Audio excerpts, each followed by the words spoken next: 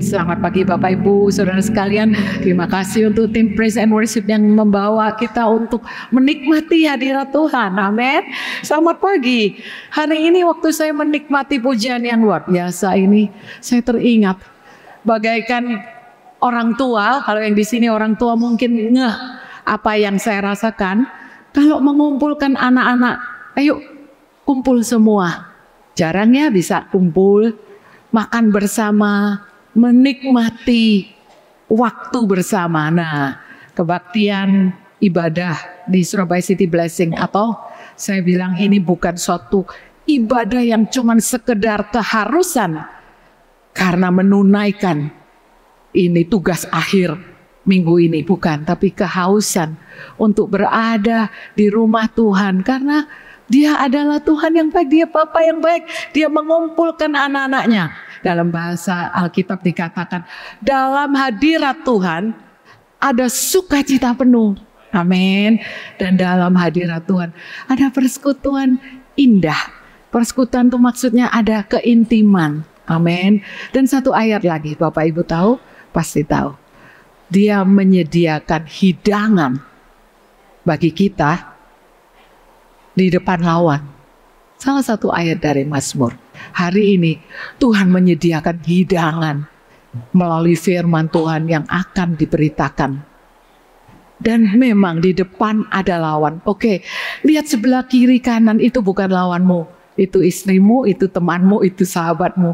Tapi Tuhan menyediakan hidangan di depan para lawan kita. Yaitu lawan kita ketakutan, kekhawatiran. Ya, apapun itu. Mungkin sakit penyakit kita, masalah apapun, itu yang menjadi lawan yang membuat kita takut, khawatir, ya. Tapi hari ini Tuhan telah menyediakan hidangan. Hari ini saya sangat bersuka cita karena Bapak LC Purnama Adi Suputra, saya nggak mau salah ini, Raja Tado. Betul ya, saya ucapkannya. Selamat datang Pak Elsi. Beliau adalah salah satu tim pengembalaan MBC, Gereja Masa Depan Cerah. Dan hari ini beliau akan menyampaikan firman Tuhan. Mari kita sambut khas Surabaya City Blessing. Selamat melayani Pak Elsi. Ya. Terima kasih Bapak nih. Halo, selamat pagi Bapak Ibu saudara sekalian. Senang bisa berada bersama-sama dengan Bapak Ibu di tempat ini. Saya sungguh bersuka cita. Terlebih dahulu kita berdoa kepada Tuhan. Tuhan, kami menyerahkan waktu ini kepada Tuhan.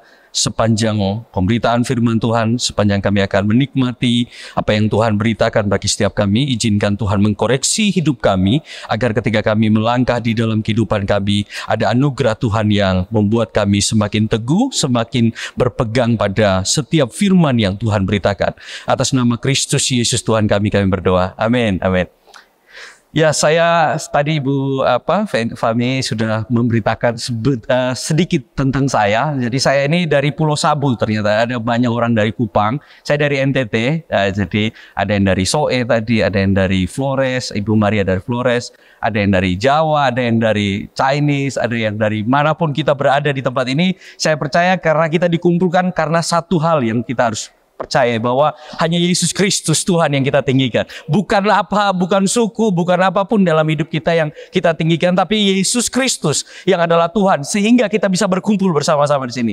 Karena Kristus, nama Kristus itu yang kita bisa dikumpulkan bersama-sama. Dan sepanjang bulan ini kita akan bicara, saya punya istri, saya sudah menikah, karena ini tahun pertama saya. Jadi tanggal 22 nanti saya anniversary yang pertama begitu.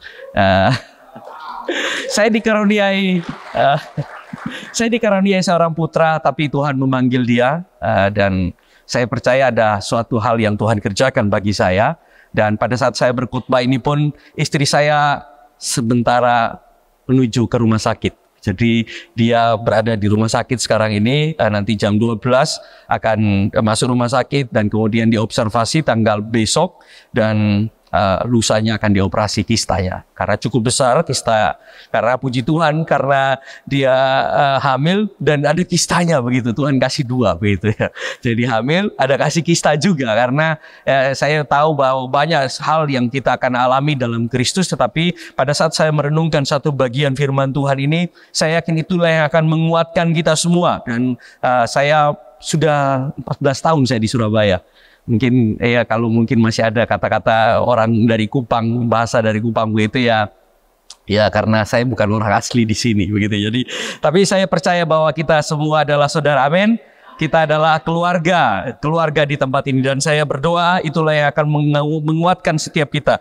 Dan saya akan memulai satu bagian firman Tuhan. Saya akan memberikan judul ini adalah kuasa penyerahan diri. Sepanjang bulan ini kita akan belajar tentang iman, tetapi iman itu harus dimanifestasikan dengan apa? Iman itu wujudnya apa? Begitu. Kalau orang tanya, iman adalah dasar dari segala sesuatu yang tidak kita lihat dan bukti dari segala sesuatu yang kita harapkan. Tapi wujudnya apa? Iman itu kalau kita tanya, iman itu kamu beriman itu wujudnya apa? Begitu.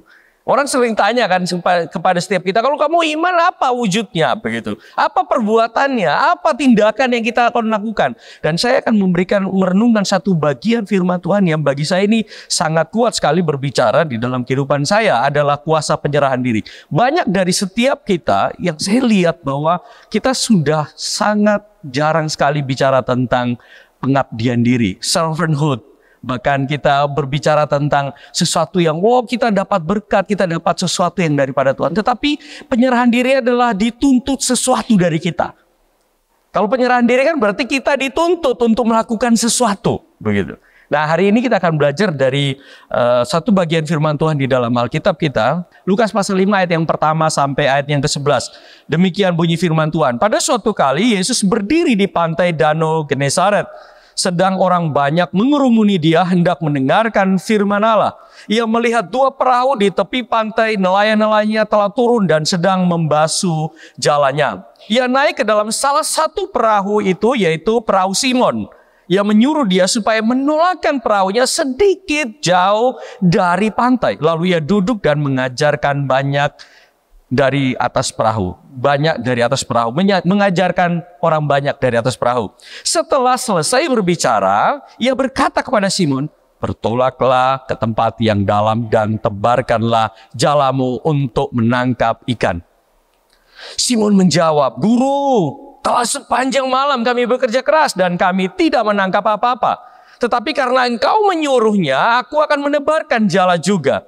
Dan setelah mereka melakukan, mereka menangkap sejumlah besar ikan sehingga jala mereka mulai koyak. Lalu mereka memberi isyarat kepada teman-temannya di perahu yang lain supaya mereka datang membantu, dan mereka itu datang. Lalu mereka itu bersama mengisi kedua perahu itu dengan ikan hingga hampir tenggelam.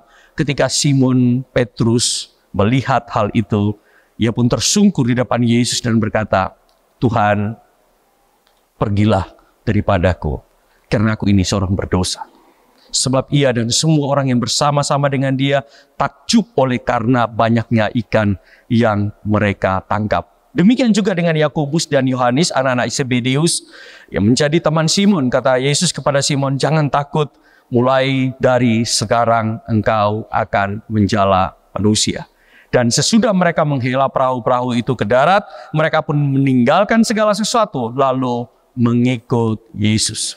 Pertanyaan bagi setiap kita ketika kita membaca firman Tuhan ini, mungkin sering sudah kita dengar, sudah sering ada yang mengkhotbahkan, bahkan bertahun-tahun kita pernah membaca ayat firman Tuhan ini. Lukas pasal yang ke-5 bicara tentang sesuatu kali Yesus mendatangi murid-muridnya yang ada di danau, dan kemudian mereka bilang, pada saat mereka sudah tidak ada menangkap apa-apa pada malam harinya, dan kemudian Yesus mendatangi mereka dan dia bilang, bertolaklah lebih dalam. Dan pada saat itu kisah itu dimulai, dan ada satu kisah yang luar biasa. Dan saya melihat bahwa ketika saya merenungkan firman Tuhan ini, kebanyakan dari setiap kita, banyak orang itu sulit untuk percaya sama Tuhan. Saya mendapati dalam diri saya ini seorang pengajar di gereja juga, dan saya mengkonsepkan tentang ajaran-ajaran yang mungkin dari ajaran tentang dosa, keselamatan, pertobatan, sampai akhir zaman, bahkan apa itu gereja dan lain sebagainya. Saya belajar banyak, dan kemudian pada saat saya merenungkan dan saya bertemu dengan banyak orang, dari yang senior sampai paling anak-anak kecil begitu ya. Anak-anak kecil jangan sangka mereka sudah sangat kritis sekali. Pernah satu kali saya ditanya, kenapa harus keturunan ketiga dan keturunan keempat yang dikutuk begitu? Wah, saya anak baru umur baru kelas 6 SD. Dia tanya, kenapa harus saya yang harus menerima hukuman daripada Tuhan? Kok saya nggak melakukan apa-apa? Dan masih banyak pertanyaan. Kenapa? Saya merenungkan, kenapa sih orang itu sulit untuk percaya kepada Tuhan? Dan saya melihat bahwa karena apa? Karena mereka lebih percaya dan lebih mengandalkan kemampuan serta keahlian diri sendiri. Nah, Simon itu orang yang luar biasa. Bagi saya, Simon menjawab, Tuhan, setelah sepanjang malam. Jadi sesuatu yang, kenapa kita itu sulit percaya sama Tuhan? Kenapa kita itu sulit sekali percaya sama Tuhan? Karena kita itu lebih percaya sama diri kita. Yang paling sulit dalam kehidupan kita itu adalah mempercayai Tuhan. Karena kita masih bisa untuk percaya sama diri kita sendiri. Dan saya melihat bahwa Simon bilang begini, Simon itu sangat pengalaman Bapak Ibu sekalian. Bayangkan dia itu seorang nelayan yang profesional. Kemudian si tukang kayu, Yesus datang ke dia dan bilang, Petrus, kamu tebarkan jala lagi, katanya. Duh, ini kami sudah sepanjang malam Tuhan, katanya. Sudah sepanjang malam loh Tuhan, kami sudah melakukan yang terbaik sepanjang malam. Dia bukan orang yang kurang kerjaan begitu. Si Petrus dan teman-teman ini, Simon Petrus dan teman-teman ini bukan orang kurang kerjaan. Tetapi mereka itu orang yang sangat profesional. Mereka tahu kapan untuk menangkap ikan. Dan dikatakan bahwa di dalam bidangnya mereka itu tahu bahwa waktu yang terbaik untuk menangkap ikan di Danau Galilea itu pada malam hari. Ketika ikan lebih aktif dan mudah untuk dicari. Saya ini dari NTT, kami itu suka makan ikan tawar. Mungkin saya pertama kali makan di seminari ikan air tawar, bagi saya aneh. Mungkin ada yang teman-teman dari Kupang itu agak aneh kalau kita makan ikan tawar itu bagi kami. Lah, ini ikan begitu banyak di pantai kok ini makan ikan air tawar ini bagi kami enggak. Saya mengincip begitu, aduh ini sampai tahun lalu saya nggak makan ikan lele. Tapi istri saya bilang, cobalah kamu coba ikan lele, kayaknya enak katanya. Saya itu orang yang tipikal, aduh walaupun kami dari kampung begitu ya, tapi kalau ikan yang rada-rada aneh begitu yang dari tambak begitu kami nggak terlalu suka makan. Bahkan ikan bandeng gitu bagi kami, ya walaupun dia di rawa ya, karena itu air payo kan. Bandeng itu kan air setengah asin, setengah nggak asin ya, tawar begitu ya. Jadi bagi saya ini aneh begitu, tapi ya saya coba, tapi kok enak begitu ya. Saya menikmati, loh kok makan ikan lele kok enak begitu ya. Dan saya percaya bahwa ada sesuatu yang mengubah saya begitu. Saya melihat bahwa saya mungkin, karena saya nggak percaya, karena saya lebih mementingkan apa yang saya ketahui, yang saya bisa lakukan dalam kehidupan kita. Mengapa saya bertanya-tanya sama Tuhan, Tuhan kenapa sih orang nggak mau percaya sama Tuhan? Kenapa mereka nggak mau percaya sama Tuhan? Karena mereka masih mau mengandalkan diri mereka. Dan kalau saya mau katakan ada hashtag begitu ya, masih merasa bisa gitu ya. Kalau anak-anak muda sekarang kan hashtag suka pagar, tanda pagar begitu supaya karena kita masih merasa bisa kok. Kita nggak percaya sama Tuhan karena kita masih bisa. Karena kita masih mampu, kita masih mengandalkan semuanya. Kita masih mengandalkan kekayaan kita, apa tabungan yang di dalam tabungan uang yang di dalam tabungan kita, dan kita masih merasa bahwa saya masih mampu, saya masih kuat kok. Itulah yang membuat kita itu sulit percaya sama Tuhan. Kenapa orang sulit katakan saya percaya sama Tuhan? Karena masih mau mengandalkan diri mereka. Hal yang kedua dari pembacaan ini, kalau saya lihat bahwa orang yang sulit percaya sama Tuhan itu mereka adalah mereka yang putus asa dan trauma atas kegagalan masa lalu. Simon Petrus jawab, Tuhan kami sudah melakukan itu. Masa lalu kami sudah lakukan. Kemarin kami sudah lakukan. Tadi malam kami sudah lakukan itu. Dan gak terjadi apa-apa. Dan terjadi apa-apa. Gak terjadi apa-apa. Karena apa? Karena kenapa orang gak percaya sama Tuhan? Karena putus asa. Satu waktu dalam kehidupan saya melihat bahwa ada satu orang yang datang. Kenapa saya terus-menerus mengalami hal ini ya? Manusia ketika mengalami putus asa, trauma, apalagi traumatik ya.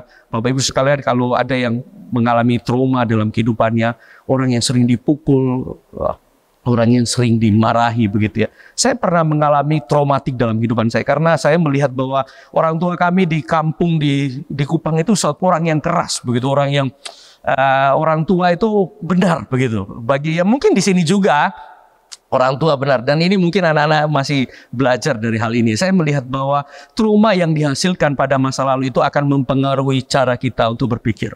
Kalau tidak dibereskan hari ini, akan membawa kita di dalam kehidupan yang tidak berkemenangan. Justru mengalami tindakan yang bagi saya, justru trauma itu akan membuat kita itu membuat trauma kepada orang lain. Saya lihat begini, saya ulangi ya. Orang yang mendapatkan trauma pada masa lalu, dia akan melakukan itu juga kepada orang lain. Kalau tidak dibereskan hari ini. Jangan main-main dengan trauma. Karena orang yang mengalami trauma dalam kehidupannya, kalau tidak dibereskan, dia akan mengusik orang lain. Untuk mengalami hal yang sama juga. Dan saya melihat bahwa seorang yang sulit percaya sama Tuhan itu karena mereka mengalami keputusasaan. Tuhan, kami sudah berusaha kok. Sudah berusaha. Mereka itu bukan orang yang malas. Kita lihat bukan orang yang malas. Mereka itu sudah mencoba dengan segala yang mereka bisa. Dan kita juga mungkin dalam kehidupan kita. Saya sudah mencoba kok Tuhan. Saya sudah mencoba. Saya sudah cari kerja. Saya sudah cari ini, cari itu. Saya bahkan sudah ngomong ke sana, kemari dan lain sebagainya. Saya sudah cerita kepada orang-orang. Saya sudah memberikan hidup saya. Saya sudah memberikan semuanya. Tapi tidak terjadi apa-apa. Orang yang berputus asa adalah orang yang sudah tidak lagi memikirkan tentang Tuhan. Bahkan mereka yang berputus asa, mereka mengalami traumatik dalam hidup mereka. Mereka sulit percaya sama Tuhan. Mereka sulit untuk percaya sama Tuhan bahwa Tuhan itu baik dalam kehidupan mereka. Mereka sulit untuk percaya bahwa ya Tuhan, kami mempercayai bahwa Allah sungguh baik. Rancangan Allah yang sangat indah itu akan tidak terjadi apa-apa. Karena mereka berputus asa, trauma. Dan saya memberi hashtag di sini adalah merasa pahit.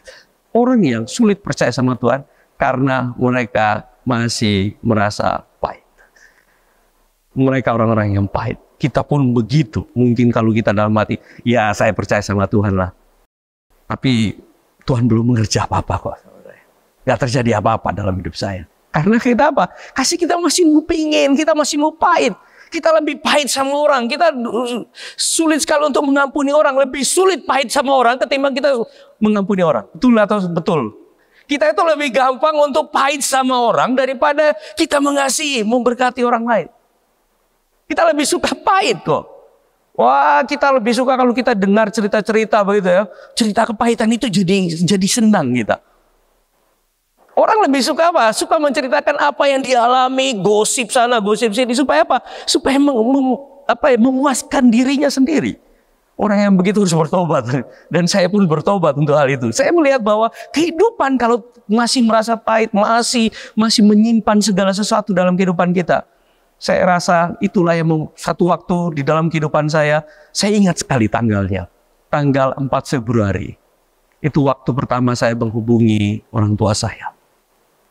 Saya bilang sama bapak saya telepon. Dulu masih pakai telepon ya. Kalau tangan di sini. Tapi kita lihat juga ini. Di sini kan. Kalau Bapak Ibu sekalian pernah kamar bicara umum, KBU 1, KBU 2, masih jangan-jangan sudah punya handphone semua dulu ya. Kalau mau interlokal kan harus tunggu malam dulu. Kalau ke Kupang itu kan harus tunggu jam 9, jam 8 malam itu baru ada diskon 20%. Masih ingat ya interlokal. Berarti umur kita hampir-hampir sama.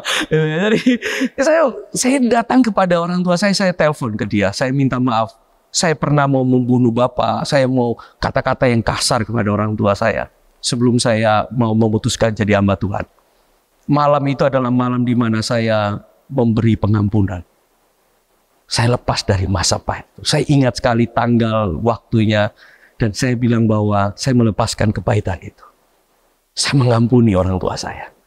Orang tua saya bilang, ya saya sudah lupa ya. Ya kadang-kala kita itu sebagai anak kita datang ke orang tua sudah capek-capek kita minta maaf sama dia. Tiba-tiba dia itu hanya bilang, ya saya lupa ya kapan gitu kejadiannya. Orang tua bertobatlah. Kalau saya bertobat kalau kadang kita itu anak kita sudah datang minta maaf itu ke orang tua itu satu effort yang lebih kuat begitu. Saya jadi anak muda, saya datang ke orang tua saya itu kita yang lebih muda datang ke orang tua itu agak gimana begitu ya. Tapi pada saat kita melepaskan pengampunan itu, rasa pahit yang dulu seperti jangkar, tiba-tiba ditarik oleh Tuhan. Dan kita bisa berlayar. Kenapa orang sulit percaya sama Tuhan? Karena merasa pahit. Hal yang ketiga, kenapa orang itu sulit sekali percaya sama Tuhan? Karena belum dapat pewahyuan. Tidak ada perjumpaan dengan Tuhan. Dikatakan Simon menjawab, "Guru, telah sepanjang malam kami bekerja keras dan kami tidak menangkap ikan." Tapi kemudian Bapak Ibu sekalian, ketika Simon Petrus melihat hal itu, setelah dia mengalami semua itu, setelah dia mengalami mujizat daripada Tuhan, dia katakan apa? Dia tersungkur di depan Yesus dan berkata, "Tuhan, pergilah dariku." Ada satu perbedaan di sini Bapak Ibu sekalian. Awalnya dia bilang apa? Yang warna merah, Guru. Semua perubahan dari seorang guru menjadi Tuhan. Wah, ini satu hal yang berbeda sekali kalau kita melihat bahwa kenapa orang sulit sekali percaya sama Tuhan. Kita sudah doakan bertahun-tahun.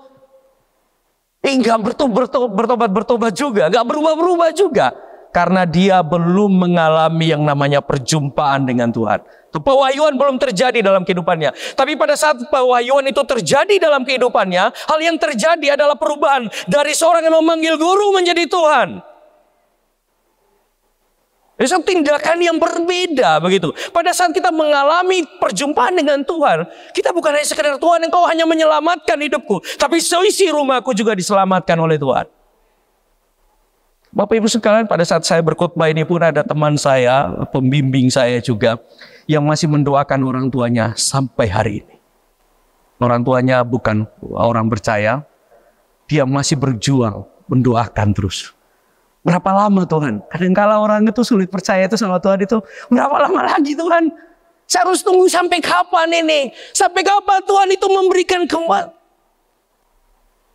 Tapi di satu sisi yang lain, tahun 2008 saya tahu teman baik saya pindah agama.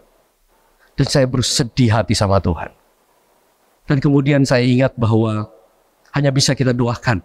Hal ini tidak bisa kita, dengan cara apapun tidak bisa selain berdoa. 2008, 2009, 2010, bahkan sampai 2024 kemarin, saya bertemu dengan dia dan membaptis dia kembali. Ada pujian bagi Tuhan, amin. Bertahun-tahun Bapak Ibu sekalian, 16 tahun. Puluhan tahun Bapak Ibu sekalian, saya mendoakan teman baik saya ini. Dan saya bilang satu hal ketika kamu mengalami sendiri pribadi Kristus itu, saya tahu itu akan mengubah kita. Mengubah dari orang yang memanggil guru menjadi Tuhan. Karena satu mujizat yang terjadi. Kenapa orang sulit percaya sama Tuhan? Karena belum mengalami perjumpaan dengan Allah.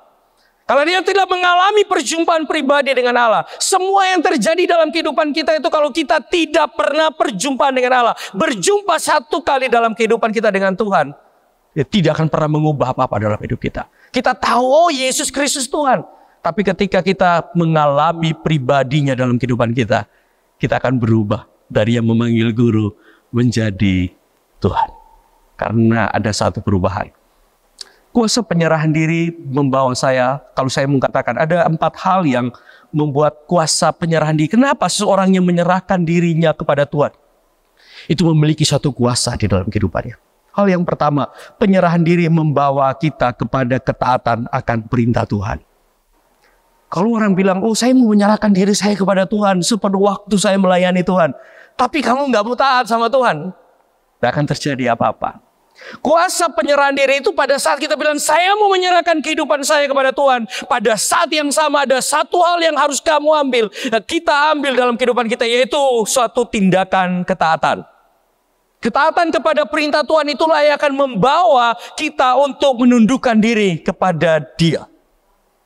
Simon menjawab, "Guru, telah sepanjang malam kami akan bekerja keras dan kami tidak menangkap apa-apa. Tetapi karena Engkau menyuruhnya, aku akan menebarkan jalannya juga."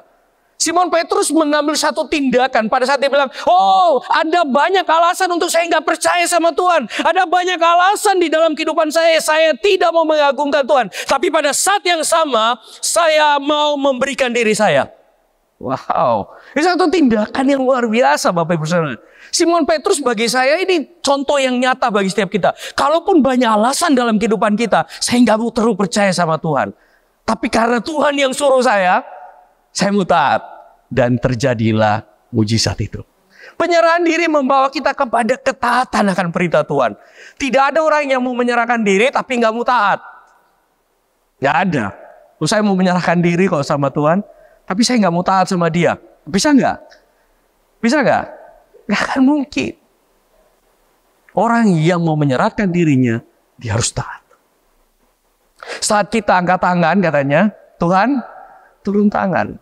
Saat kita mau menyerahkan semua kehidupan kita, Tuhan yang akan memberikan hal baik dalam kehidupan kita.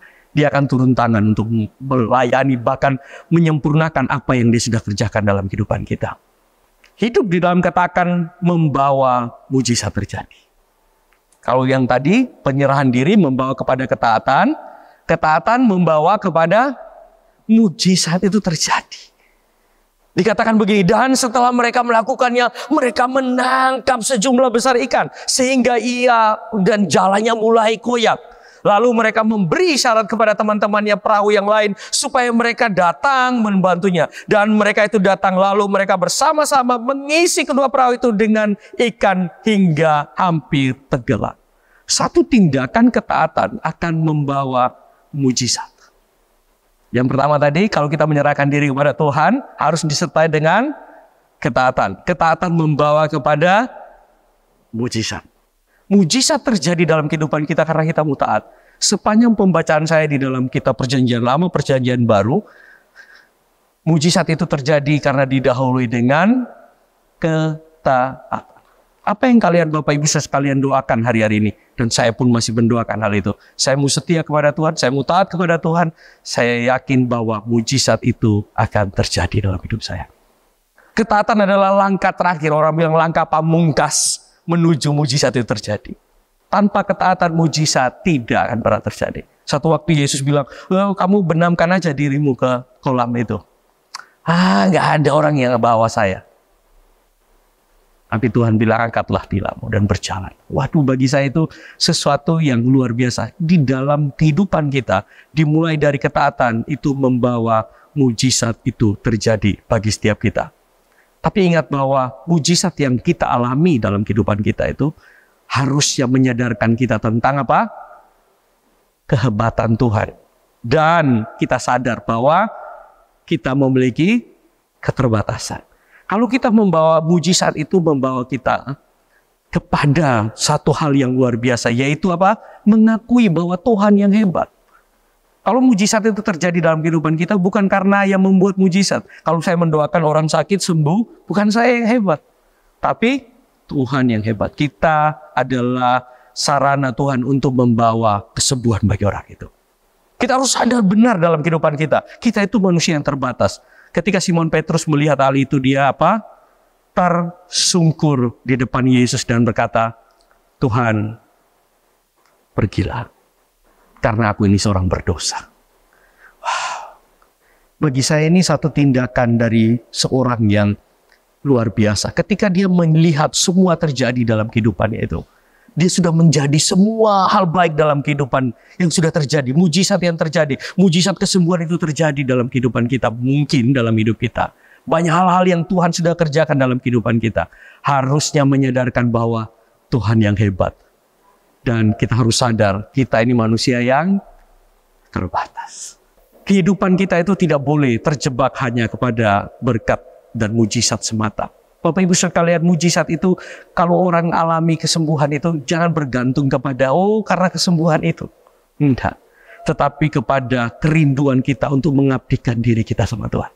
Mujizat yang terjadi itu hanya alat untuk setiap kita untuk bisa melayani Tuhan.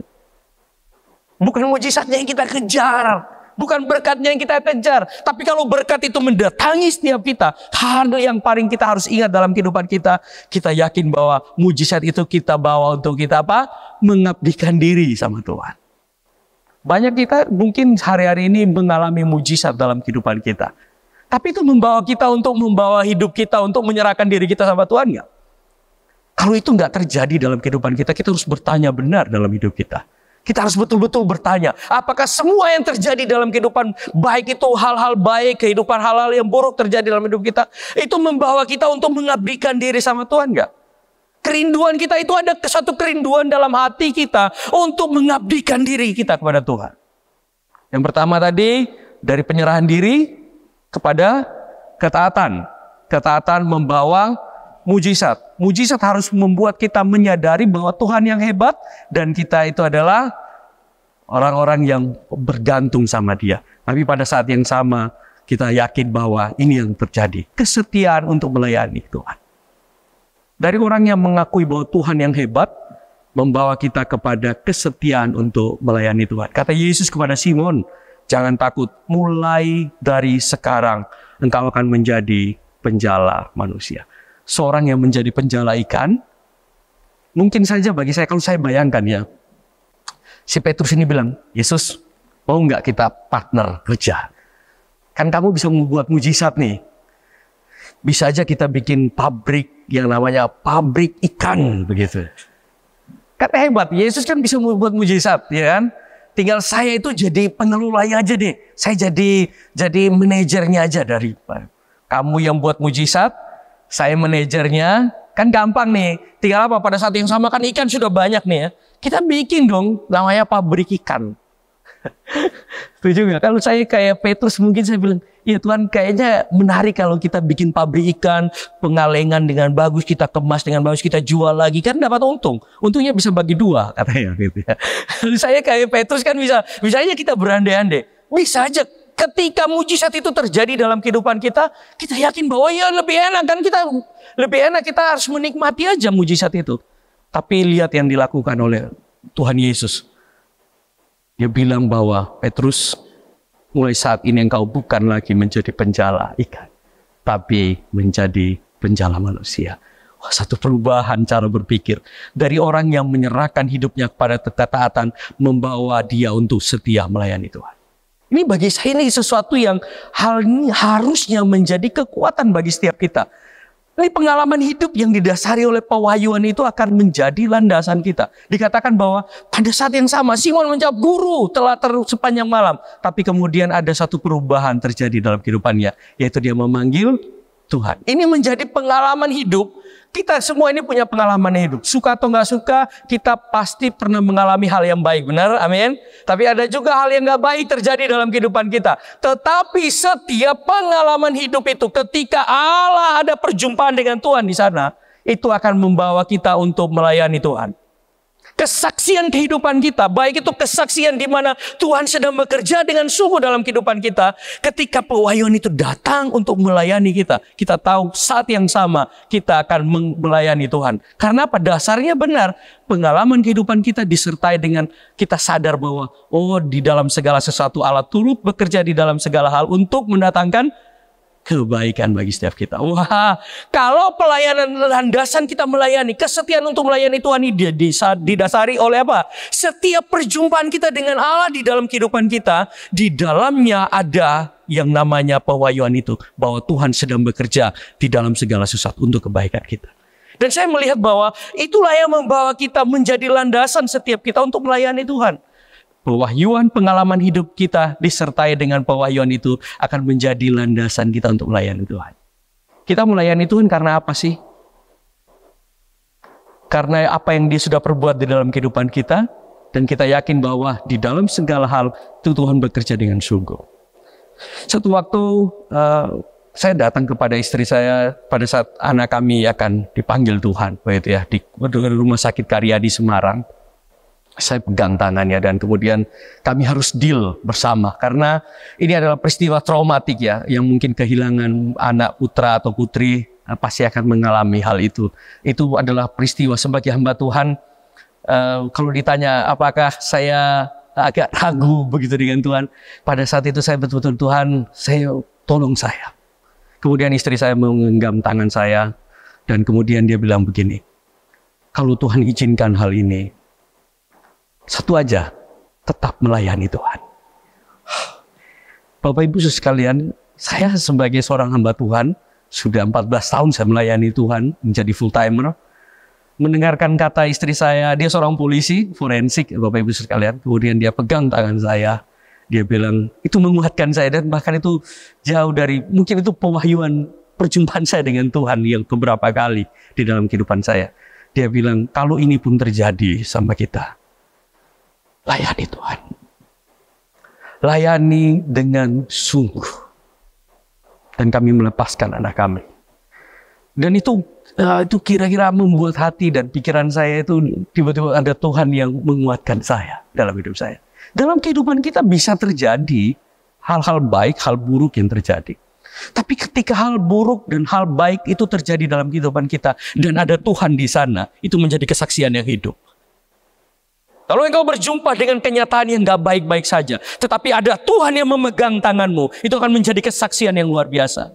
Kamu tidak hanya sekedar menyaksikan kata-kata orang, tapi kamu mengalami dia di dalam kehidupanmu. Kamu mengalami bahwa Tuhan yang menyertai hidup saya adalah Tuhan yang setia dan Tuhan yang sama. Wah, ketika itu ada kuasa penyerahan diri. Ketika saya menyerahkan semua yang saya punya, semua yang saya miliki kepada Tuhan, saya yakin pada saat itu Tuhan akan memberikan kejutan-kejutan yang luar biasa yang mungkin kita nggak pernah pikir dalam kehidupan kita. Kalau saya mau katakan bahwa penyerahan diri itu membawa kita kepada ketaatan, taat sama perintah Tuhan, dan mujizat terjadi. Pada saat mujizat terjadi, kita harus apa? Mengakui bahwa Tuhan yang hebat. Dan yang terakhir, kita yakin bahwa bukan hanya Tuhan yang hebat, tapi ada satu tindakan yang kita ambil. Kesetiaan untuk melayani Tuhan. Kesetiaan yang melayani Tuhan akan membawa kita kepada penyerahan diri lagi. Jadi ini hanya sekedar satu tujuan, tapi ini semua circle yang terjadi dalam kehidupan kita. Penyerahan diri membawa kepada ketaatan, ketaatan membawa pada mujizat, mujizat mengatakan bahwa Tuhan yang hebat itu membawa kita kepada kesetiaan untuk melayani Tuhan, dan kesetiaan untuk melayani Tuhan menuntut penyerahan diri. Amin. Itulah kuasa, bukan semua kuasa supernatural yang kita alami, tapi setelah kita mengalami hal itu, kita akan melihat ada tangan Tuhan yang kuat, yang besar, yang memegang kita. Dan saya akan menutup dengan satu firman Tuhan, dan teman-teman praise and worship bisa maju ke depan. Rasul Paulus menuliskan satu hal yang luar biasa. Di dalam Roma pasal yang ke-8 ayat yang ke-32. Kita sering baca Roma 8 ayat 28. Tapi kemudian saya menemukan pada saat saya membaca ini, Ia yang tidak menyayangkan anaknya sendiri, tetapi menyerahkannya bagi kita semua. Bagaimana mungkin Ia tidak mengaruniakan segala sesuatu kepada kita bersama dengan Dia? Kalau saja Tuhan sudah menyerahkan anaknya kepada setiap kita, saya dan Bapak Ibu sekalian sudah mengalami yang namanya kuasa daripada keselamatan yang Tuhan berikan melalui pengorbanan Kristus di kayu salib. Apalagi yang Tuhan gak berikan? Dia sudah mengaruniakan semuanya. Semua yang Dia miliki untuk keselamatan kita semua. Pada saat yang sama Dia menuntut kita untuk menyerahkan diri kita juga. Amin. Kuasa penyerahan diri itu membawa kita kepada ketaatan kepada Tuhan, supaya itu mujizat itu bisa terjadi. Tapi saat yang sama kita harus mengakui Tuhan yang hebat dan membawa kita kepada ketaatan untuk melayani. Amin. Satu pujian ini akan mengantarkan kita dalam satu hal yang luar biasa yang Tuhan kerjakan. Kalau kita ada hari ini karena anugerah Tuhan. Amin. Amin.